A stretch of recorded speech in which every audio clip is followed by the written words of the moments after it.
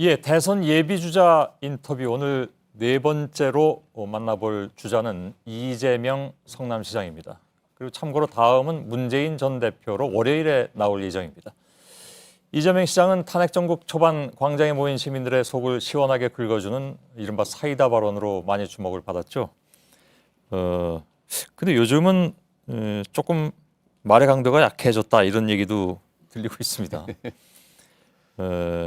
너무 뭐랄까요, 그 강한 발언이 약이 되기도 하지만 독이 되기도 한다 이런 판단을 하신 것 같은데 아무튼 오늘 어떤 말씀을 하실지도 궁금해지기도 합니다. 미리 말씀드리자면 오늘 인터뷰가 끝난 뒤에 페이스북 라이브로 진행되는 저희들의 소셜 라이브 시간에 이재명 시장을 마크하고 있는 저희 기자들이 소셜 라이브로 또 제가 못다한 질문을 마저 드릴 예정입니다. 많이 좀 시청을 해주셨으면 좋겠습니다. 신년 토론 때 만나고 네, 거의 2달 다 돼서 지금 그렇습니다. 됐습니다. 그때는 전원책 변호사하고 설전을 좀 벌이셔서 네, 뭐 좀 화제가 되기도 했습니다. 제가 도움이 많이 됐습니다. 왜 도움이 됐습니까?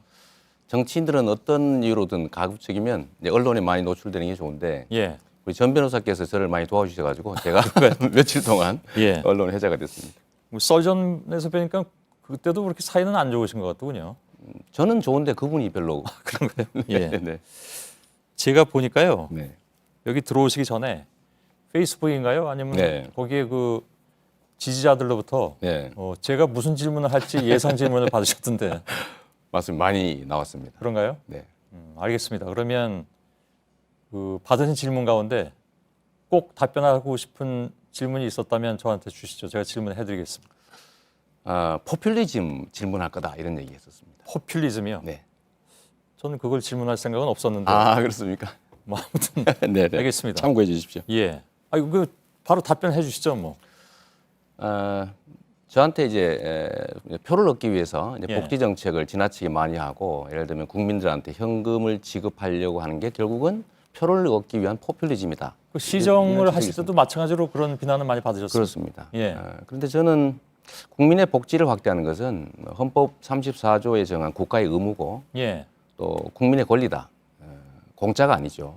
그리고 특히 국가가 예를 들면 국민이 낸 세금으로 안전보장, 질서유지 이런 데 필요한 데 먼저 쓰되 예. 적게 쓰고 어차피 쓰는 돈으로 국민의 삶을 개선할 수 있다면 그게 바람직한 거죠. 그건 뭐 늘 그건 정답일 수밖에 없는 네. 것이긴 하나 그에 따른 질문도 뭐 네. 물론 예상을 하고 계시겠죠. 네. 재원 문제인데 네. 성남시에서 하시던 그런 규모하고 전국으로 갔을 때 상황은 좀 달라지지 않겠느냐. 그럼 뭐 그러면 그렇게 복지에 쓸 돈을 주로 국방비라든가 이런 쪽에서 조금 더 줄일 수 있다는 말씀이신가요? 필수 비용 영역은 좀 줄이기가 어렵고 예. 이제 현재 정부 400조 예산 중에 예. 소위 완전 자유재량 지출이 가능한 거 그게 지금 142조 정도로 계산돼 있습니다. 예. 그 중에서 이제 일부를 용도를 좀 전환하면 가능하죠. 예. 예를 들면 저희가 28조 원을 뭐 청년, 노인, 장애인, 농어민 등에게 취약계층이니까 연 예. 100만 원의 기본소득을 지급하되 이거를 해당 지역에서만 쓸 수 있는 상품권을 지급하면 예. 자영업자도 살고 경제도 살겠죠. 알겠습니다. 근데 이 28조는 매년 증가하는 국가 예산 한 15, 16조에다가 기존 예산이 한 3, 4% 정도면 충분히 마련할 수가 있습니다. 예. 그 부분은 나중에 정책 토론할 때 좀 더 검증을 해보도록 네. 하겠습니다. 제일 하시고 싶은 말씀을 질문으로 가져오셔가지고 아무튼 하셨습니다. 기회를 주셔서 감사합니다. 최근에 지지도 추이를 보니까요. 네. 일부 조사에서는 오늘 나온 다른 조사에서는 좀 오르셨던데 네. 그 전에 나온 조사에서는 5% 정도를 기록한 네. 조사 결과도 있었습니다. 혹시 아시는지 모르겠는데 저희들의 그 네. 주자 선정의 기준은 인터뷰 주자 선정의 기준은 전국 단위 여론조사 공신력 있는 조사에서 대략 5% 이상 네. 그리고 각 당의 뭐 제일 선두주자 그게 네. 아니라면 이렇게 하는데 하마터면 못 모실 뻔했습니다. 좀 가슴을 쓸어야 되겠군요. 예. 근데 이번이 마지막은 아니겠죠? 뭐 다시 올라갈 거라고 믿습니다. 어떤 근거로요? 지금까지는 국민들이 선택을 하실 때 이제 과거를 청산하는 것 때문에 함께했던 저에 대한 지지가 좀 높았던 예, 것 같습니다. 그런데 이제는 이제 미래를 준비해야 될 때가 됐으니까 예. 비전과 정책의 실현 가능성 뭐 이런 것들을 좀 보고 국가 지도자로서 합당하냐를 보게 될 텐데 예. 아직은 저희는 이제 그런 쪽에 증명을 할 기회를 얻지 못했죠. 그게 좀 딜레마 아닐까요? 그래서 특히 이제 그 촛불 광장의 촛불이 크게 일어난 이후에 이 시장께서 거기에 부응하는 측면이 많이 있었고 그렇습니다. 이른바 이제 뭐 아까도 말씀드렸습니다만 이제 사이다 발언 네. 등등으로 해서 올라가긴 했는데 여전히 그 어떤 인식이 있는가를 이렇게 살펴보면 네. 시원하긴 한데 대통령은 안 될 것 같다. 뭐 네. 이런 얘기들이 한간에서는 좀 나오는 네. 게 사실입니다. 다 알고 계시겠습니다만. 그래서 딜레마가 아닐까. 그러니까 계속 톡 쏴야 되는 것이냐 아니면 그거를 정책으로 전환했을 때 과연 거기에 사람들이 아 그래 하고 바로 같이 옮겨가 줄 것이냐 하는 문제가 남는데. 저는 이제 미래에 관한 문제가 이제 주요 이제 아젠다가 될 텐데 많은 이제 대통령 후보들이 똑같은 정책들을 낼 겁니다. 좋은 얘기는 다 하겠죠. 예. 그러나 그 중에서도 과연 약속을 지킬 수 있느냐는 그가 살아온 과거에서 이제 추론할 수밖에 없을 테고 예. 결국은 제가 성남시의 작은 운영을 하면서 나름의 성과를 내고 또 예를 들면 정부와 싸워가면서까지 공약을 지켜내고 예. 또 복지를 확대하고 대규모 빚을 청산하고 하는 이 성과들을 국민들이 일부가 아시면서 저를 그것 때문에 지금의 이 상황으로 불러주신 겁니다. 거기서 차별화가 되시려면 다른 사람들은 그렇지 못하다라는 것을 증명하셔야 되는데 뭐 예를 들어서 안희정 지사나 이런 분들도 다 지금 지방자치단체를 맡고 있지 네. 않습니까? 나름 거기서 또 성과를 내고 있고. 네, 그렇습니다. 예. 객관적인 수치들이 중요하겠죠. 예. 예를 들면 공약 이행률도 공인기관들에서 평가한 것들이 좀 있고 예, 예. 예를 들면 저는 압도적으로 높은데 거기다가 예를 들면 정치인들은 일종의 담보나 보증이 없는 빚쟁이 같은 겁니다. 예. 약속은 하는데 보증이 없지 않습니까? 그렇죠. 결국은 이제 신뢰라고 하는 걸 먹고 사는데 그건 결국 일관성에서 오죠. 원칙과 가치를 뚜렷하게 지키고 예. 때와 장소, 상황에 따라서 자기 입장을 바꾸지 않는 이 뚜렷한 원칙에서 올 텐데 저는 그런 점에서는 우리 국민들께서 저를 예를 들면 세력이나 또 유산 이런 예. 것들을 다 제외하고 개인들을 냉정하게 평가해 보면 저에 대한 기대가 다시 살아날 거다라고 믿고 그 있습니다. 면에서 문재인 전 대표보다 비교 우위라는 점은 뭘로 증명을 하시겠습니까? 저는 뭐 제일 크게 본다면 역시 어쨌든 공직을 지내신 분이시니까 예. 이제 약속을 하고 공직을 지내셨는데 저는 첫 번째 차이는 역시 공약 이행률일 것 같고 두 번째로는 우리 사회 가장 문제의 근원이라고 할 수 있는 공약 재벌들에 이행률은 대한 바로 비교가 안 되는 거 아니겠습니까? 아닙니다. 그건 매니페스토 본부가 공식적으로 다 통계를 내고 있습니다. 아니 그러니까 그분이 무슨 뭐 그 정권을 국회- 담당한 적이 없기 국회의원 때문에. 하시잖아요. 아 국회의원 시절에. 그것도 4년을 하셨으니까요. 예. 뭐 그런 것들이 비교될 테고 또 한 가지는 우리 사회에 예를 들면 제일 심각한 문제는 정경유착과 경제 권력들 소위 뭐 재벌로 불려지는 예. 경제 기득권자들의 횡포인데 그걸 얼마나 적절히 통제할 의지와 능력이 있느냐 용기가 예. 있느냐일 텐데요. 그 점에서는 저는 확연하게 비교될 거라고 봅니다. 예. 그건 뭐 유권자들이 판단을 하겠죠. 뭐 법인세 증세에 관한 문제라든지 예. 재벌들의 법정 부담금에 대한 뭐 감면 문제라든지 예. 또 예를 들면 범죄 수익 환수에 대한 태도라든지 또는 뭐 재벌 관련자들에 대한 뭐 형사처벌의 문제라든지에 대한 예. 태도 이런 것들이 객관적으로 많이 비교될 겁니다. 알겠습니다. 그렇게 말씀하셨으니까 그러면 이 질문으로 넘어가겠습니다. 현안이기도 합니다. 좀 아까도 보도를 해드렸는데 대통령 하야설이 지금 네. 청와대에서 뭐 근거 없다고 얘기하고 있는데 여권에서 계속 나오고 있습니다. 네. 근데 이 문제는 좀 민감한 문제로 연결이 됩니다. 네. 그러니까 대통령에 대한 뭐 사법 처리 문제라든가 예우 문제도 있겠죠. 예. 예우 문제 뭐 간단한 거고요. 네. 어떤 생각을 가지고 계십니까? 저는 대통령이 명백하게 헌정 질서를 유린했고 국민들로부터 신임을 잃었기 때문에 예. 빠른 시간 내에 최대한 빠른 시간 내에 사퇴하는 것이 더 낫다고 봅니다. 탄핵을 받느니 아니 탄핵보다는 하루라도 빨리 나가는 게 좋다고 탄핵도 보는 거죠. 인용될지 기각될지 뭐 그건 알 수 없으니까요. 예, 그래서 국민들은 퇴진을 위해서 싸웠죠. 예. 예. 그래서 하루라도 빨리 대통령직에서 물러나는 게 좋다고 보고 다만 자진 사퇴라고 하는 것을 자신의 책임을 면하는 하나의 거래 수단으로 조건화하지 않으면 좋겠다. 예. 그건 받아들여져서는 안 된다. 그런 그건 어떤 입장입니다. 뜻입니까, 정확하게? 보통은 내가 자진 사퇴할 테니까 형사 책임을 면제해 달라든지 예. 뭐 구속하지 않는다든지 뭐 이런 것들이 거래될 수가 있죠. 예. 네. 그러나 그것은 그러면 받아들일 수 없다. 저는 받아들이면 안 된다고 생각하는 거죠. 만인이 법 앞에 평등하고 예. 대한민국 사회가 건국 이래 그야말로 70년이 훨씬 넘도록 실제로는 죄지은 강자들이 한 번도 제대로 처벌받은 예가 없습니다. 예. 이번에는 한 번쯤은 대통령직에 있었다는 이유로 면제되는 것이 아니라 예. 더 높은 직위를 누렸기 때문에 더 강력한 책임을 져야 된다는 걸 꼭 보여줘야 된다고 생각합니다. 예. 그러면 탄핵 뭐 기각될지 인용될지 모르겠으나 네. 그 결론을 보기 전에 자진하야하는 것이 맞다. 하루라도 빨리. 예. 국민들의 원래 요구는 퇴진이었죠. 다만 그 퇴진이 자의로 잘 안 되니까 탄핵을 탄핵을 하라고 갔던 겁니다. 우회했던 예. 거죠. 예. 그건 맞습니다. 근데 물론 그게 이제 모든 국민의 뜻이냐 그건 아닐 수도 있습니다. 아시는 것처럼. 물론 그렇습니다. 예, 예. 그러면서 동시에 사법 처리도 돼야 된다 이런 입장이신 것 같은데. 네.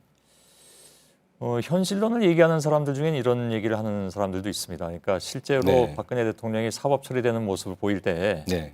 그것이 과연 뭐 대선에 나서고 있는 야권의 주자들한테 유리하겠느냐? 이건 뭐 꼭 네. 정치공학적으로 접근할 문제는 아닐 수도 있겠습니다만은.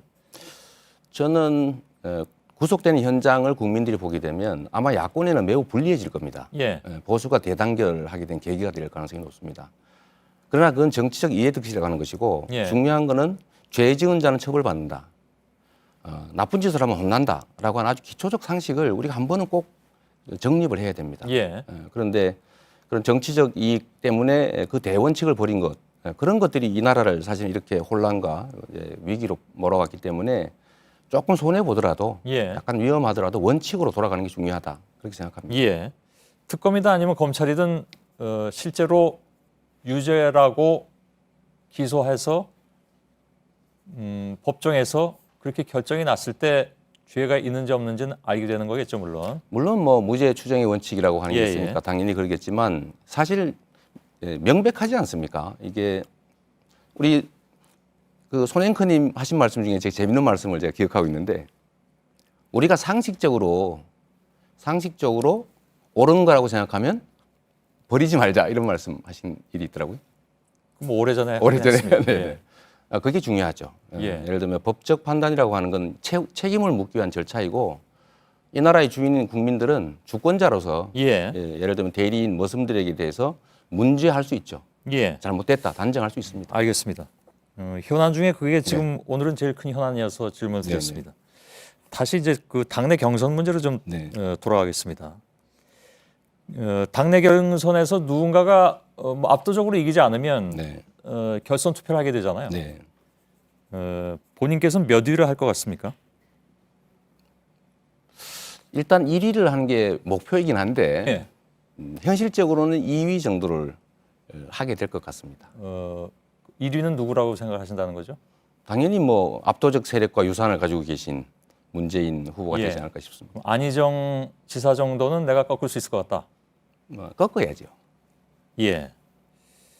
그다음엔 그럼 만일에 이제 결선 투표를 하게 되면 그다음에 전략은 뭡니까?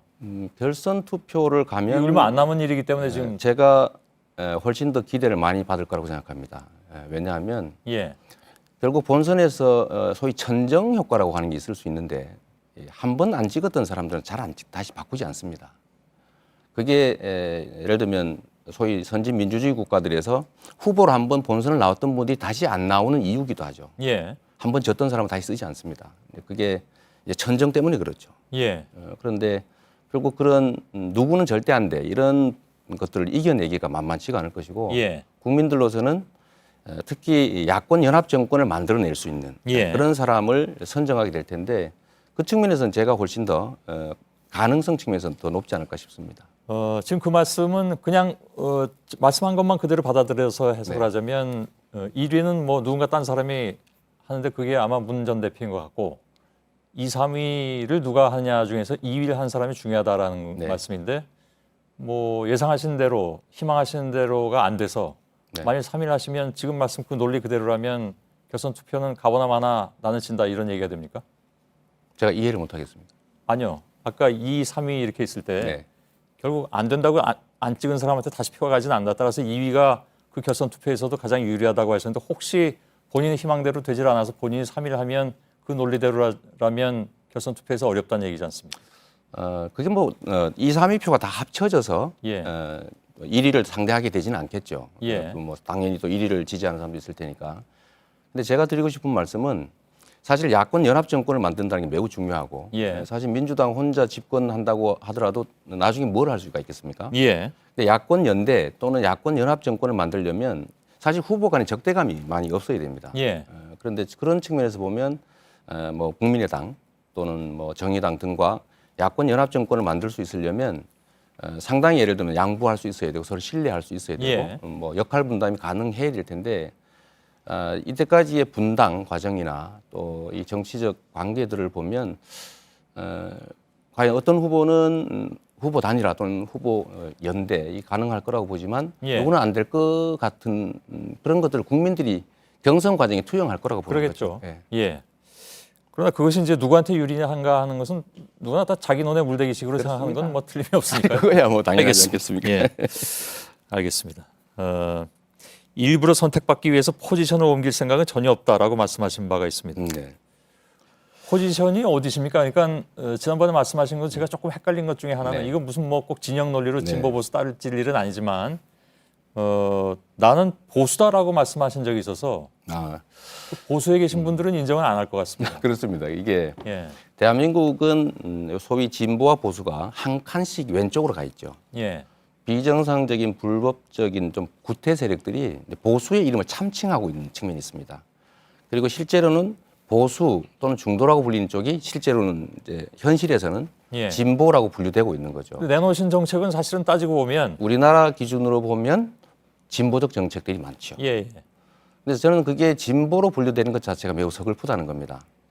왜냐하면 제가 낸 정책들의 거의 대부분은 현재 있는 헌법 질서, 법 질서 내에 있는 것들을 주로 예. 주장하고 있기 때문에 이런 것들조차도 법대로 하자. 우리가 법에 정한 헌법이 정한 복지의 확대 이런 것조차도 예. 진보라고 분류되는 것 자체가 매우 서글퍼서 그 진보라는 이름을 그야말로 이 포장으로 우리 사회를 지배하고 있는 구태기득권 세력들을 좀 이게 경쟁의 장에서 내몰자라는 예. 취지의 말씀을 드린 겁니다. 예. 그 말씀 중에 죄송합니다만 속보가 한 가지 들어와 있는데 저 자막을 다시 한번 띄워주길 바랍니다. 백령도에서 리히터 규모 3.1의 지진이 일어났다라는 속보가 들어와 있는데 혹시 피해 상황이 있으면 우리 취재부서에서 좀 알려주길 바라겠습니다.